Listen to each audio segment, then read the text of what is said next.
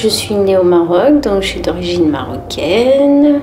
Je suis née à Tannalt, donc j'ai vécu là-bas jusqu'à l'âge de 5 ans en fait. Donc mes parents ils sont d'origine marocaine aussi. Donc mon papa s'appelait Brahim, ma maman s'appelait Arkia. Vraiment les choses je me souviens parce que ma maman, en fait elle est morte sur mes genoux. Donc en fait j'ai eu un choc. Donc en fait je suis tombée dans le coma pendant un moment.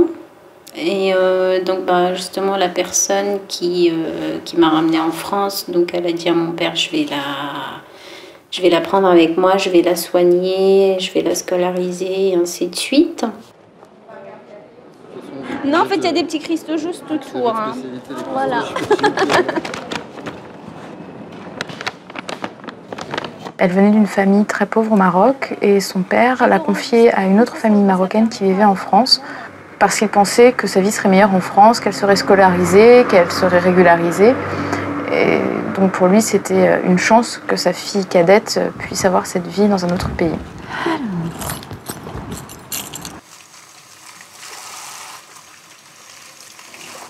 Elle m'avait interdit d'aller à l'école. Et donc là, elle m'a trouvé la première famille, en fait, chez qui il fallait que je travaille. Donc quand j'ai commencé, j'avais 9 ans, en fait.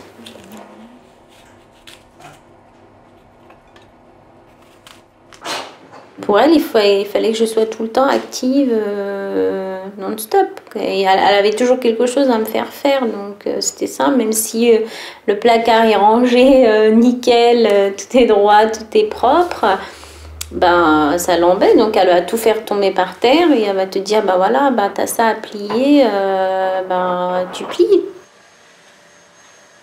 Le cas d'Orania est un cas d'esclavage domestique pour plusieurs raisons. Puisqu'elle travaillait tous les jours, de 6h du matin à 10, 11h, minuit le soir, tous les jours de la semaine, sans aucun jour de repos ni vacances. Elle ne touchait aucune rémunération.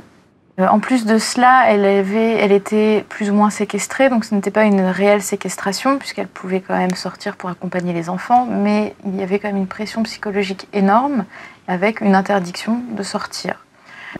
Face à elle, de toute façon, je pouvais pas lui répondre. Hein. Si je lui répondais, elle me frappait ou j'étais punie, je mangeais pas. Ça dépend en fait, ce qu'elle me demande de faire.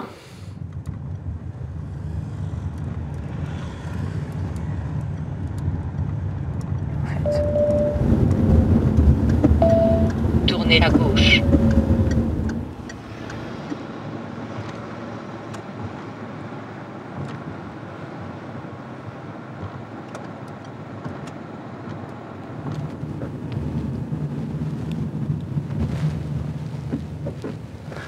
Il n'y avait pas ça avant, ici.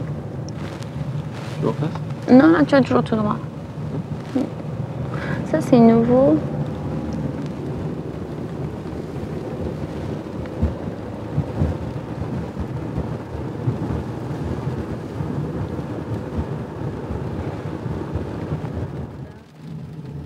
Ouais, c'est là, en fait. C'était... Là, t'es vraiment en face de l'immeuble, quoi.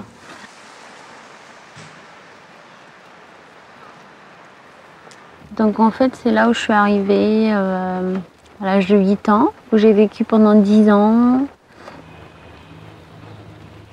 Et donc, c'est dur, quoi. C'est dur de repenser à tout ça. Ça me fait tout drôle, quoi.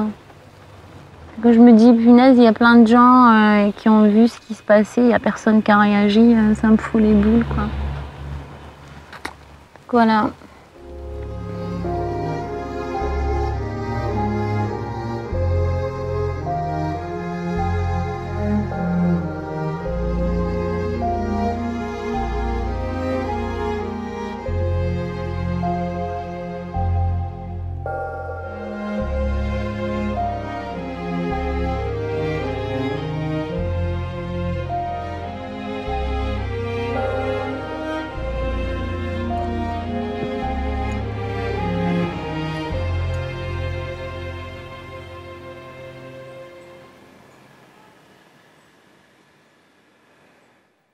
Pour moi, la pire punition, c'était vraiment le fait de ne pas aller à l'école, hein, oui.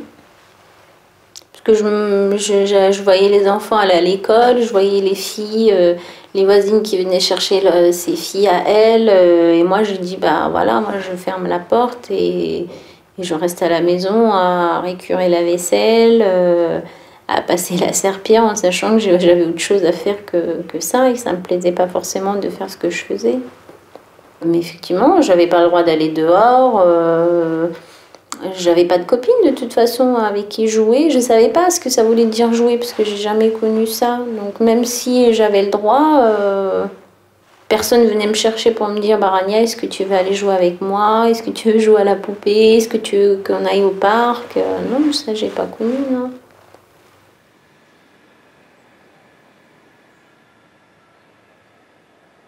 Je me disais pourquoi mon père m'a envoyée dans une famille comme ça, avec lui j'étais sa chouchoute, donc je comprenais pas pourquoi il m'a envoyée chez cette personne-là.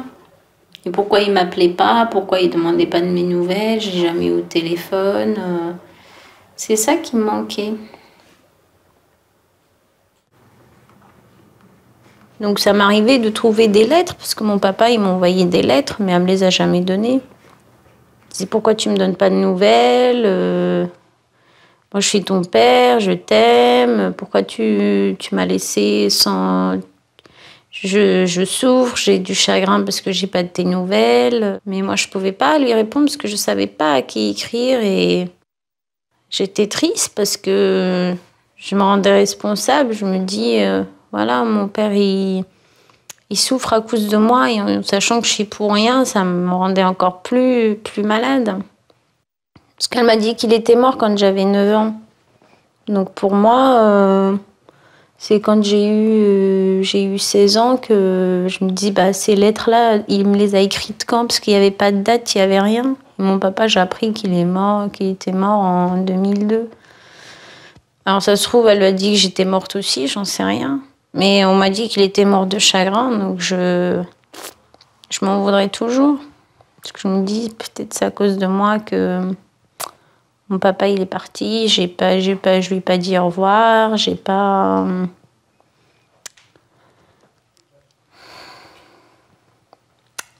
C'est dur.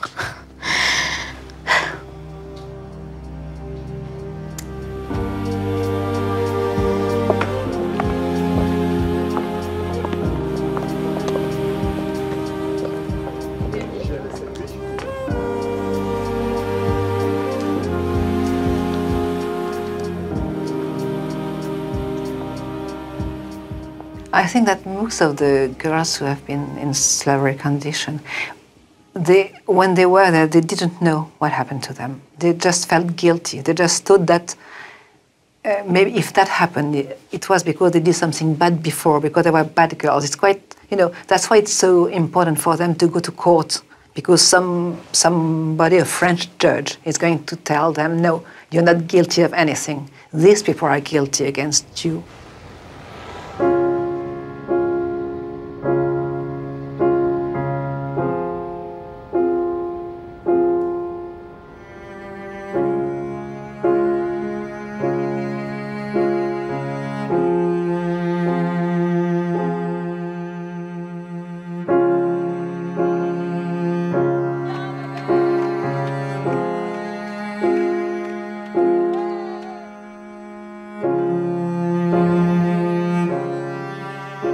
Individuals, when they come into a country illegally, brought in to be exploited as undocumented workers, they have no rights.